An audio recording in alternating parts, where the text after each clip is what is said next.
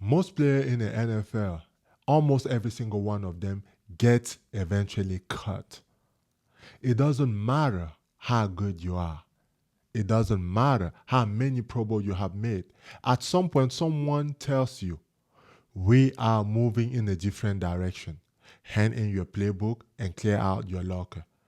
And the question isn't a matter of if it happened. The question is, who are you when it does happen? I played right tackle for the Baltimore Ravens. When my career ended due to injury, I had to answer that same question in real time with no playbook, no team, no coaching staff. What I figured out on the other side changed everything. Welcome to Bless One Podcast. I'm Stefan. This episode is called What the NFL Teaches You About Being Fired. Let's go.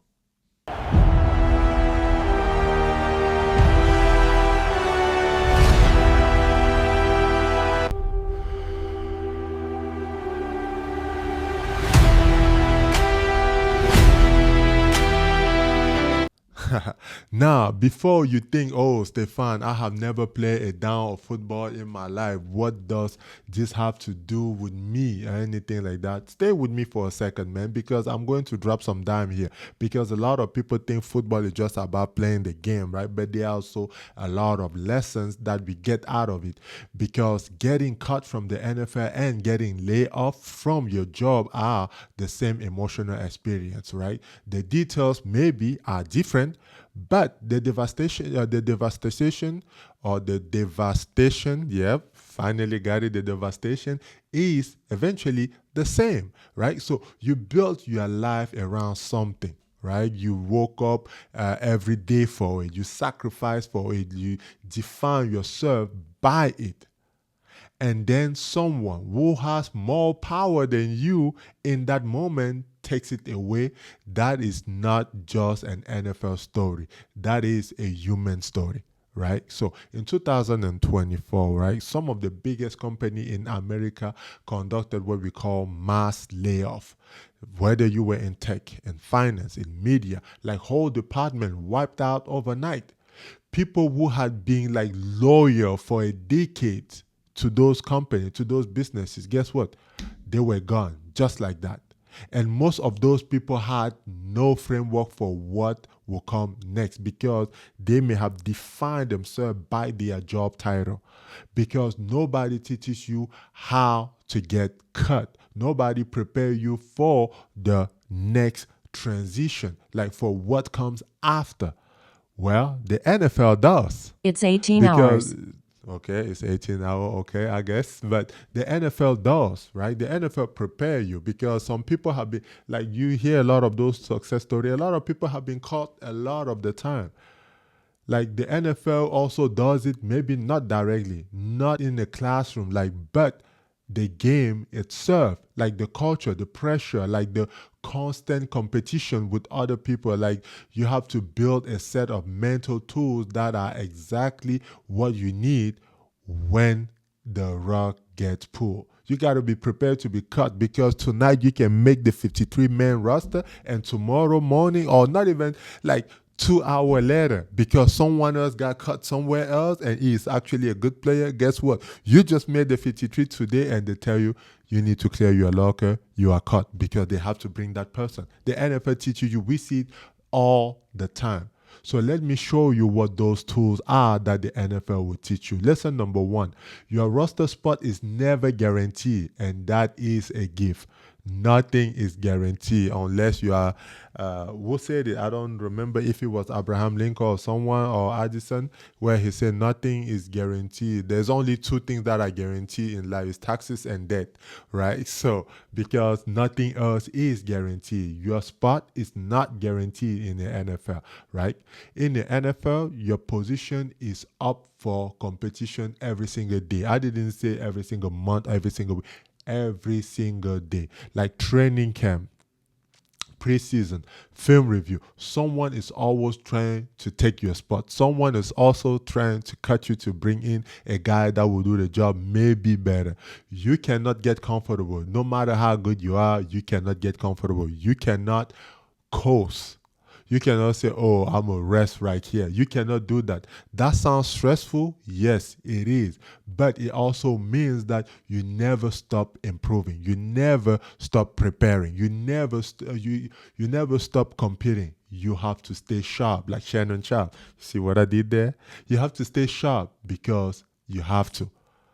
You don't stay sharp because, oh no, you have to stay sharp in your career and in your business.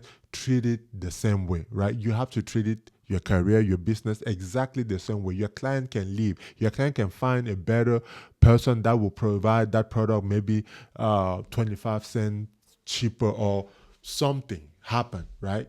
Your job can be eliminated, like the mass layoff. The market can shift. The people who stay sharp, who keep developing their skill, who keep improving, who keep building relationship, keep adapting. Those are the people who land on their feet when the cut comes. They are prepared for it. Lesson number 2: study the film before the game ends. You hear that? Study the film before the game ends. In NFL, it's all about the film, right? In the NFL, you watch film constantly. You analyze your own performance. You identify weaknesses before the opponent does. In the NFL, I remember, like, if you have a habit of maybe slowing down when you are getting up out of your stance, guess what? Someone else is studying his entire game plan off of that mistake you are making. They are like studying you to the teeth. If usually when you are running the playbook, you like tap on your chest or you are like wiping your t-shirt, you don't do it on purpose, but because it has been so programmed in you or innate in you that you always do it, people are watching it and they are timing that. As soon as you do it, they will call the play before you even do, because they took the time to study every single one of your movement. Even if you scratch your helmet, people will think it's a sign. So they will they will also study it. You see what I mean? So in the NFL, they do not play around. In the NFL, how can I say? In the NFL, people are always trying to study the next move, right? Most people do like what can I say? Like, that is why in the NFL sometimes they came up with like the fake signal, right? People came up with the fake signal because guess what? A lot of people were studying so much that they thought it was actually a signal. But guess what? You don't throw off people that easily. Even though it's a fake one, people are always, because there's not just one person watching, there are many people watching. So those people are like, someone might come and be like, no, like that might be a fake signal because they didn't do this, they didn't like, so they are picking up and everything. In the NFL, like I said, you have to watch it constantly. You have to analyze your performance. You have to analyze your opponent performance. You need to identify your weakness. You need to identify your opponent weakness. You need to identify the backup of the starter weakness. Like, you have to do it before your opponent does, because someone is coming for that job and you have to be on point. Most people do the opposite in their career, right? They wait until they are laid off to update their resume. They wait until the game, like the company say, it doesn't matter how loyal you have been. You can be there for 20 years, but the company can wake up one day. It's not your job. It's not yours. They can wake up one day and just say, hey, please, you are done. And usually when they do it, they cut you out the same day, like not even the same day, within the same 5 minutes. Like they don't want you to be in contact with anyone. So they wait until the company is struggling. Some of these people are waiting for the company to start struggling in order for them to start networking. No, you shouldn't do that. You should start networking right now. They wait until the injury to think about what come out next. And most of us NFL guys, we are victim of this, because you have been so prepared with football things that you forget that after football there's still life, right? But now the NFL is doing a great job at making sure that people are aware that, hey, after injury, hey, there's still life out there. You still gotta live, man. You still gotta eat. You still gotta go to work. You still gotta do some of these other things, unless you made hundreds of millions. And even if you made $1 billion, like a man without a purpose, like he probably will get into mental problem, like suicide and things like that, because you need to have a purpose, something that gets you to wake up from the bed every single day, even if you had $1 billion. But now we are not on the billion side. We are talking about our normal people, regular people, right? Someone who is working and loyal to the company, know that they can get rid of you at any point of time. Don't wait.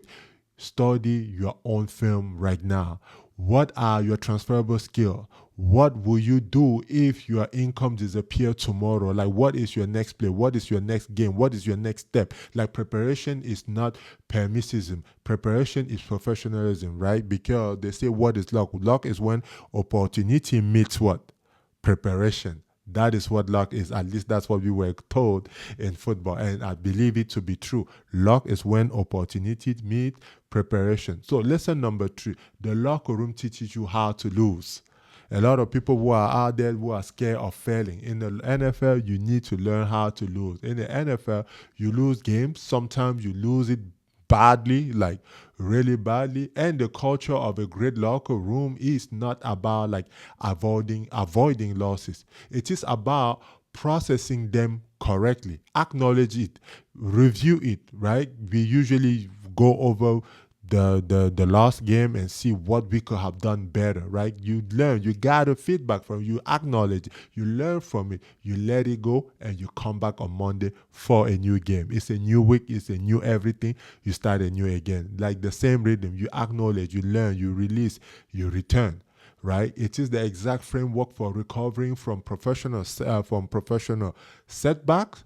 Most people skip this step. Most people skip, like, they are not sometimes even aware of this step. They either skip the acknowledgement, they suppress the pain, or they skip the releasing, right? So they hold what we call they hold the loss in their heart for years, like for long time. The NFL trains you to move through the whole cycle fast, because the next game is in 7 days. Sometimes it's in 6 days, right? And you have to go. And if you play on Thursday game, so sometimes it's in 4 days that you have to recover your body and go back at it right away. So you have to be prepared for that. Again, this part is where the locker room will teach you how you can lose and move forward. That is one of the lessons in the NFL. Now, lesson number 4, you have to know your value before you walk into the negotiation. Because if you don't know your value, people will use you for cheap. Again, if you do not know your value, people will use you for cheap. You have to know your value before you walk into that room. There was a girl that there was a boy with his father. His father had a very old car uh, in the garage downstairs, and he said like they needed money, and he said he said, I need you to look at this car, go ask for this person at the dealership how much they will buy for it. They went at the dealership, and the dealership said something like 6,700, not yeah 6,700, $6,700.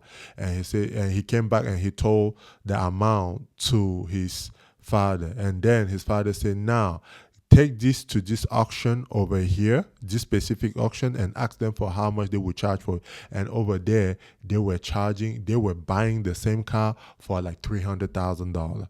And the father said, did you get the lesson?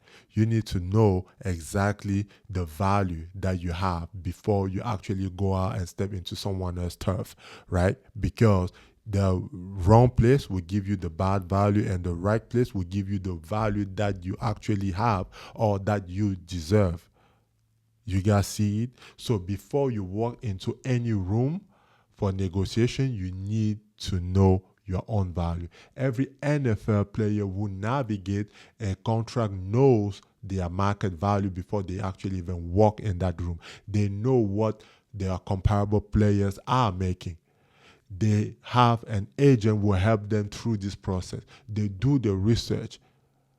When you get fired from a job, do you know your market value? Do you know what you should be making? Do you know what others company are hiring for, or other company are paying for your exact skills? Right? Most people don't. And that is ignorant. And that ignorance will always cost them. They will get what I call low ball offer or lower offers in longer employment, right? In taking the first thing that comes along out of panic, because they are panicking. They always take the first thing that comes, and usually that first thing that comes is not really your worth. It's usually lower, right? So you need to know your value, so that if that first thing comes and it's your value, you can just snatch it. You can take it. You need to know your value before you even need it. You need to know your value before you even get cut from the job. So the cut is the beginning, not the end. In the NFL, getting cut from a team often leads to a better situation, right? Most of the time, you can get cut from one team and it leads you to a better situation. Player get released, sign into a new team, and they have their best season in that new team because the cut forced them to reset. The cut forced them to reevaluate themselves. The cut forced them into a new environment. That is exactly what happened to me. Like my NFL career ended when my NFL career was ending. It was not the end of my story. It was just the beginning of the next chapter of my life. The agile career, for example, in IT. I never knew this big ass finger would be doing computer stuff, but hey, here I am, right? So it was also the next step for me to find other business to do or something else to do. It forced me to create what you now call Bless One podcast. Everything I am building right now because career ended. So I need to find other ways. The cut was a setup, not a shutdown. And you need to know that, right? Your layoff is just a setup for the next best thing for you. Jay-Z once said that things doesn't happen to you, it happens for you in life. And you have to take advantage of it, right? Don't look at it with a pessimistic feeling or idea, but look at it like, okay, this happened, then what is next? I want to tell you what it actually feels like, right? So I want to tell you what it actually feels like. You work your whole life to get in the NFL from Cameroon, like, California, from like high school. You're getting a scholarship to University of Colorado from like a walk-on, with the Raven. You are undrafted, right? You go to the combine and yet you are undrafted and you have to go to the Raven starting first like a water boy, like a fifth string, you know what I mean? Never forget it. Like a fifth string, you maybe get 1 or 2 reps here and there, right? You don't even get drafted. And then you put on the jersey, right? And for a moment, just for a moment, you think, I made it. This is real. Nobody can take this from me. And guess what? Then boom, your body breaks. In my case, my hips. Then injury, surgery, then recovery. The conversation that start getting quieter. The conversation that start getting quieter, man. The locker room that start feeling different. The moment you realize the staff is looking at you differently, right? Not as a player, but as a liability.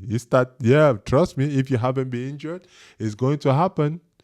Pray God that it doesn't. Knock on wood, it doesn't. But once you get injured, like they start looking at you like you're a liability, and then the cut comes, right?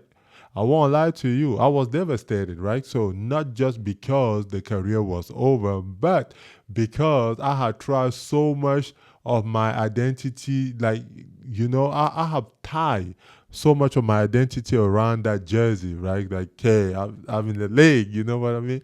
That position to what it meant to, like, I have tied it to a point where this is what it means like to be an NFL player. You know what I mean?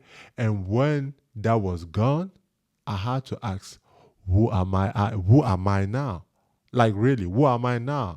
I'm just a regular person, right? So the answer took a long time, years, right? But here's what I found on the other side of that question. I am Stefan, right? Stefan Nembot, in case you didn't know, a kid from Cameroon who bet on himself coming here, who bet on himself before anyone else did, who ran towards discomfort his whole life, who learned to lead, to study, to adapt, to rebuild. The NFL didn't make that. I brought that to the NFL. The NFL didn't teach me how to be tough because I had already gone through a lot of experience that had made me tough. And those experiences are what actually led me to the NFL. And everything I brought to that game, I got to keep. The discipline, you can see it. The competitive instinct, still a little bit there. The ability to study a situation and execute. right? The understanding that failure is just a film to review. It's just like losing a game and having to go back on the blackboard and reset everything and start all over. They took the jersey, right? I don't know who they is, but they took the jersey. They couldn't take the work ethic. So I took it to the corporate world, then to entrepreneurship. And now to you, I am taking it from setback to comeback every single time. Here is one action I want for you today. And I want you to really think about it and I want you to take it. So here's one action for today. I'm going to say this. I want you to go ahead and write down right now. Go ahead and write down right now the answer to this question. If my current income disappear tomorrow, what will I do day one? If my current income disappear tomorrow, what will I do on day one? Not in a panic, not in a chaos, not strategically, but I have to think, no, not what am I saying, not in a chaos, but you have to think about it strategically because what will be your first move? You have to think about it. If you can answer that clearly, you have a plan for when the layoff comes. But if you cannot, that is your work. Build your emergency playbook now. Don't wait. You need to build it before the cut happen, before the layoff show up. AI is here and AI is taking a lot of jobs. You need to cut it before that email, that layoff email happen. You need to cut it before the injury if you are playing ball. Because NFL taught me the team that win are the team that prepare for the situation they hope will never come. Prepare now so you can win later. I started this episode by telling you every NFL player eventually, or most players in the NFL eventually get cut. And I want you to, and I want to end on this by telling you this. Every great comeback start with a cut.